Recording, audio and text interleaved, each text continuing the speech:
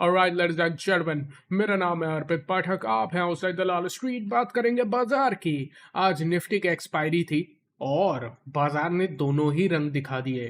पहले लाल रंग से शुरुआत की और लास्ट में क्या ही रिकवरी आई। मतलब ऐसी रिकवरी तो देखे हुए काफी समय हो चुका है। इस तरह के मरे हुए बाजार में इस तरह की रिकवरी आना काफी शॉकिंग था।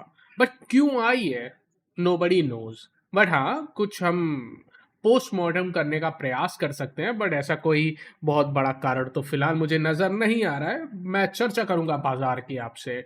स्टैंडर्ड डिस्क्लेमर, ये वीडियो मात्र मेरी एनालिसिस, मेरी रिसर्च है जो मैं आपके साथ साझा कर रहा हूं। इसको किसी भी रूप और प्रकार में ट्रेड रिकमेंडेशन मानने की गलती ना करें। दूसरी मेरी आपसे रिक्वेस्ट है, अगर मेरे वीडियो से आपको कोई वैल्यू मिलती है प्लीज लाइक एंड सब्सक्राइब करें। आपका सपोर्ट हमारे लिए बहुत जरूरी है। आइए स्टार्ट करते हैं। खैर, स्टार्ट तो कल वाले ही मुद्दे से करेंगे ना। इस समय का ज्वलंत मुद्दा क्या है? डोनाल्ड ट्रंप के द्वारा लगाया हुआ हमारे ऊपर टैरिफ। इसके बारे में कल के वीडियो में मैंने काफी गहराई में चर्चा की थी। लेकिन आज मैं क्या बात करूंगा? आज मैं बात करूंगा दो खबरों की। इसमें से पहली खबर है व्लादिमीर पुतिन, जो कि रशिया के प्रेसिडेंट हैं, वो भारत में आ रहे हैं। अभी आपको पता है कि फिलहाल अजीत डोभाल सर रशिया में हैं। उसके बाद जयशंकर सर भी रशिया जाएंगे। लेकिन इसके बाद बड़ी खबर यह है कि पुतिन जी इंडिया आएंगे। ये भारत और रशिया के बीच बढ़ती हुई नजदीकियों का एक एग्जाम्पल है।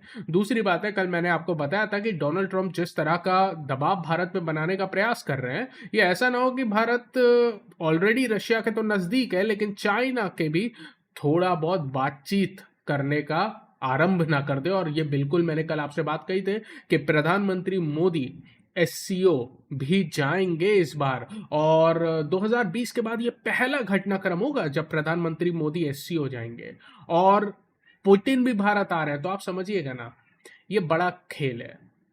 जिस तरह से डोनाल्ड ट्रंप दबाव बना रहे हैं किन देशों पे, रशिया से तो उनका पूरी तरह से खत्म मामला है। चाइना से ऑब्वियसली वो चाइना को नंबर वन अपना दुश्मन मानते हैं। भारत दोस्त कहते हैं लेकिन पीठ पे खंजर मार देते हैं। ब्राजील के प्रेसिडेंट से तो उनकी बिल्कुल लड़ाई चल रही है। और साउथ अफ्रीका के प्रेसिडेंट को तो घर बुला के, मतलब अमेरिका बुला के, उन्होंने बेइज्जत करने की कोशिश की थी। बात अलग है कि साउथ अफ्रीका के प्रेसिडेंट ने भी करारा जवाब दे दिया था। लेकिन आप समझ रहे हो, ये सारे देश मैंने आपको फिंगर पे गिनाए क्यों? क्योंकि ये वो देश हैं जो कि ब्रिक्स में आते हैं। ब्रिक्स आप जानते हो ना, बहुत इंपॉर्टेंट संगठन है इन 5 बड़े देशों का। ये पांचों अगर आप देखोगे, मतलब विश्व में इस समय सबसे ज्यादा जनसंख्या रखने वाले देश हैं, सबसे तेजी से ग्रो करने वाली अर्थव्यवस्थाएं हैं। डोनाल्ड ट्रंप का अगर बड़ा खेल देखें तो ये ब्रिक्स देशों पर हमला है। अब ब्रिक्स देश भी डोनाल्ड ट्रंप के इस हमले के बाद क्या हो रहे हैं, और नजदीक आ रहे हैं। ब्रिक्स में एक बड़ी दरार ये थी कि भारत और चाइना के बीच ना जिस तरह का तनाव बना रहता था, उसकी वजह से ब्रिक्स कोई काम नहीं कर पाता था। लेकिन डोनाल्ड ट्रंप की इन बदतमीजियों के बाद भारत और चाइना एक बार तो कहेंगे कि ठीक है यार, हम दोनों पड़ोसी हैं, हमारी लड़ाई अपनी जगह है। अभी ये सामने जो व्यक्ति हम पे दादागिरी करने का प्रयास करता है, पहले इससे निपट लेते हैं फिर आपस में निपटते हैं। ये भी हो सकता है, तो ये चीज समझिएगा। दूसरी बात है, और ये बात ज्यादा इंपॉर्टेंट है, आज प्रधानमंत्री मोदी ने एक स्पीच दी है। स्पीच के कुछ अंश आप जाके सुन सकते हैं। मैं तो सुनाऊंगा नहीं भैया, कॉपीराइट का इशू आ जाता है। लेकिन उस स्पीच में प्रधानमंत्री मोदी जी ने बात कही है कि मुझे ये जो टैरिफ हो रहा है ना, इन टैरिफ की वजह से, अपने निर्णय की वजह से व्यक्तिगत परेशानियां हो सकती हैं, दिक्कतें आ सकती हैं। लेकिन मैं हमारे देश के जो किसान हैं उनके हितों से कोई समझौता नहीं करूंगा। दो टूक शब्दों में प्रधानमंत्री मोदी ने यह बात कही है। आप कहोगे यार ये तो पॉलिटिकल बात है, तुम यार स्टॉक मार्केट के चैनल में यह पॉलिटिकल बात क्यों बता रहे हो? बात आपकी सही है और मुझे आप मौका दें, मैं बताता हूं। ये स्पीच कब आई है? ये स्पीच आई है लगभग दोपहर में 1 बजे। कितने बजे? 1 बजे। कैसे पता? सर्च कर लो आप। ये देखिए जी बिजनेस पे 8 घंटे पहले छपा है।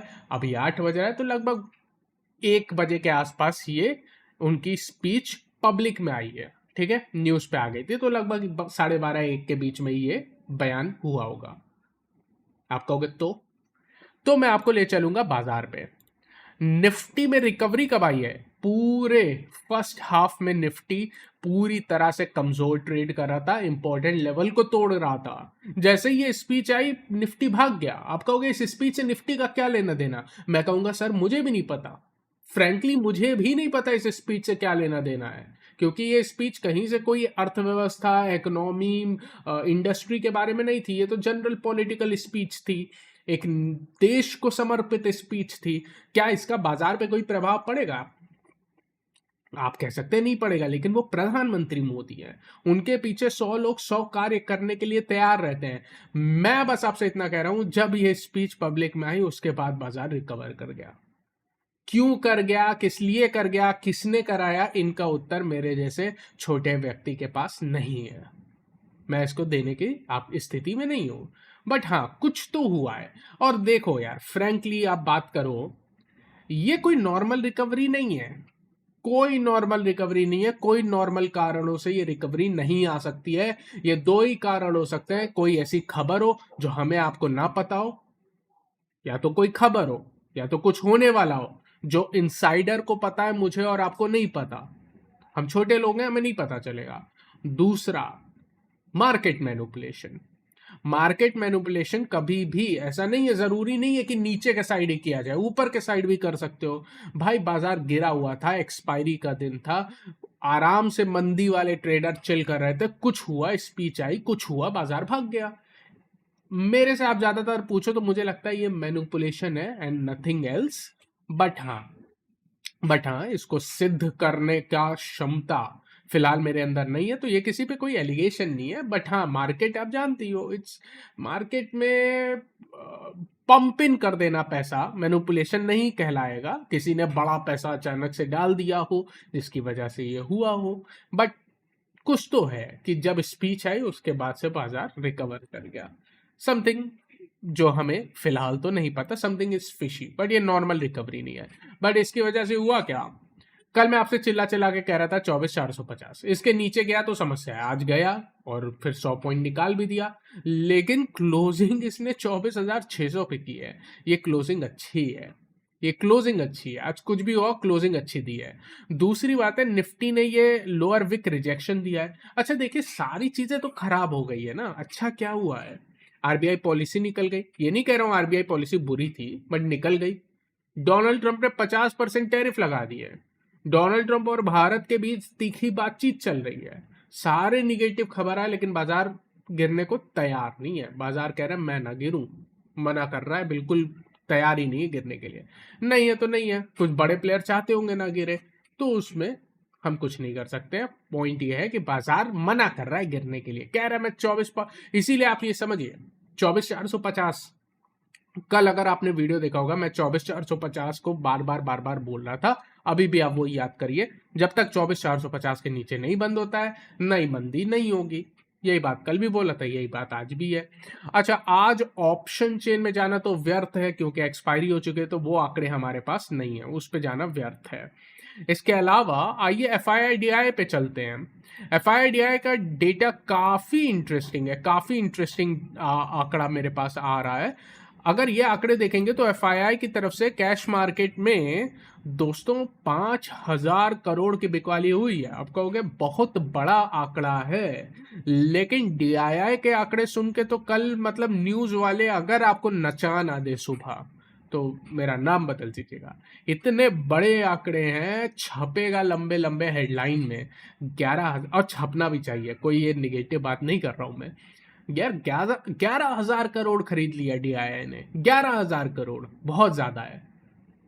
लेकिन मुझे बहुत हद तक लगता है इसमें डील के भी आंकड़े जुड़े हैं। आप कहोगे किस तरह की डील? चाइना की कंपनी एंटफिन अपना स्टेक भारत के जो स्टार्टअप बिजनेसेस थे उसमें से बेच रही थी। उसमें से जोमेटो है, आपका पेटीएम भी है। तो पेटीएम की आई थिंक डील हो ही गई थी, अब ज़ोमैटो की एक डील आज हुई है। अब इसमें कितना उसका कंट्रीब्यूशन है ये नहीं पता, लेकिन मेरे को ये पता है इसमें कुछ ना कुछ हिस्सा तो इस डील का भी है। लेकिन जिस तरह की ये रिकवरी आई है ना, मुझे लगता है कि कुछ बड़ी खरीदारी डीआईआई की तरफ से हुई है, उसमें कोई दो राय नहीं है। तो डील का हिस्सा हटाने के बाद भी ऑब्वियसली भारी भरकम खरीदारी का आंकड़ा आया होगा, कैश पंपिंग किया होगा। लेकिन इंडेक्स फ्यूचर में एफआईआई ने 1300 करोड़, सॉरी 1100 करोड़, 1100 करोड़ फिर से बेचा है और स्टॉक फ्यूचर में 1200 करोड़ खरीदा है। तो नेट नेट आंकड़े कैसे हैं? नेट नेट आंकड़े मैं कहूंगा, देखिए एफआईआई के तो खराब है, डीआई के लेकिन अत्यधिक अच्छे हैं। तो ओवरऑल आंकड़े बुरे नहीं है, लेकिन इन आंकड़ों का कोई मतलब नहीं है ज्यादा, क्योंकि आज एक्सपायरी हो गई है। तो बाजार में है क्या? बाजार में कुछ भी नहीं है। बाजार पूरी तरह से वोलेटाइल है, न्यूज बेस्ड है, कभी कुछ हो जा रहा है। ट्रेडर्स के काम करने का बाजार नहीं है। बड़े मूव नहीं आ रहे हैं तो पलट जा रहे हैं, मूवमेंट छोटी आ रही है, रेंज में फंसा हुआ है, खबरें आ रही है, बाजार हिल नहीं रहा है। मतलब ट्रेडर्स का मार्केट तो बिल्कुल मुश्किल है ये। तो इसमें कुछ ना ही करिए, मजे करिए, बस मेरा तो इतना ही है। सिर्फ देखिए बाजार को, ये देखने लायक बाजार। और सिर्फ बाजार नहीं देखिए, जियो पॉलिटिक्स देखिए, समझिए क्या हो रहा है भारत की अर्थव्यवस्था में। ये वो समय है सीखने का, ना कि कमाने का। बट अगर आप करना चाहें तो ऑब्वियसली कर सकते हैं। मैं बार बार आपसे यही कह रहा हूँ, ये टाइम थोड़ा सा रिलैक्स करने का। उम्मीद करता हूँ ये एनालिसिस, ये कमेंट्री आपको पसंद आई है। अगर ऐसा, इसको लाइक करें, चैनल को सब्सक्राइब करें। Thank you so much for watching this video.